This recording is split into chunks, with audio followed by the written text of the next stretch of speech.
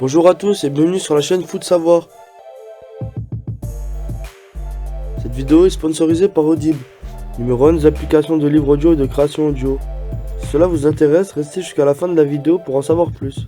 Parmi les sons les plus terrifiants du monde, il ne fait pas partie des sons les plus forts, mais le vombrissement aigu des ailes des moustiques qui vous font repérer remporte tout de même et de loin la palme. Ces petites créatures ont le don de ruiner des nuits d'été, faisant peser au-dessus de notre épiderme la menace de la redoutable piqûre et des démangeaisons qui en suivent. Mais pourquoi les piqûres de moustiques démangent-elles autant? Les moustiques sont des pollinisateurs. Ils se nourrissent habituellement du nectar des fleurs. Toutefois, afin d'acquérir les nutriments nécessaires pour produire leurs œufs, les femelles moustiques, qui sont les seules à piquer, doivent se tourner vers une autre source de nourriture.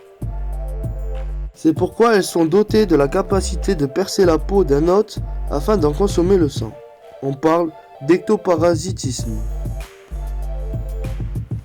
Pour ce faire, Madame Moustique est armée non pas d'une seule trompe, mais de 6 pièces buccales protégées par une enveloppe rétractable appelée labium, qui vont l'aider à piquer sa victime. La partie destinée à aspirer le sang, appelée labrum, est biseautée à la manière d'une aiguille de prélèvement sanguin.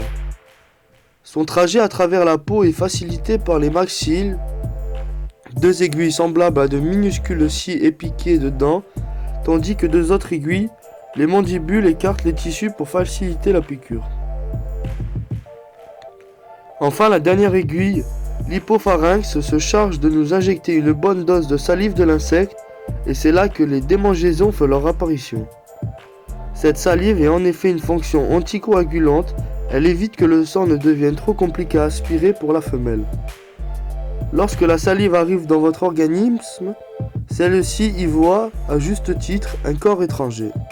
Il se défend contre l'envahisseur, provoquant rougeur et gonflement, mais aussi démangeaison.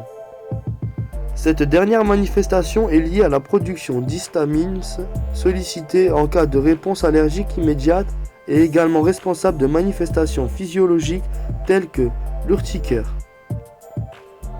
Voilà pourquoi la salive provoque de telles démangeaisons. Elle peut malheureusement aussi être porteuse de parasites responsables de maladies graves telles que le paludisme. Plusieurs astuces existent pour calmer la démangeaison. L'une des plus importantes est de ne surtout pas gratter. Plus vous le faites, plus la sensation perdurera, voire s'intensifiera. Vous pouvez en revanche y appliquer un glaçon qui anesthésiera la région à gratter autour du bouton plutôt qu'au-dessus, ce qui permettra d'éviter que celui-ci ne double de volume.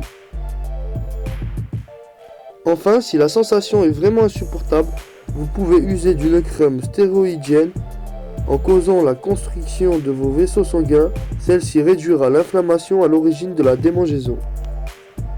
Merci d'avoir visionné cette vidéo jusqu'à la fin.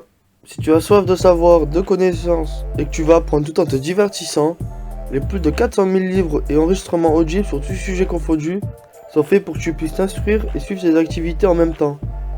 Si tu es intéressé ou que tu veux simplement soutenir notre chaîne, je t'invite à cliquer sur le lien en description et à prendre ta période d'essai gratuite pendant un mois.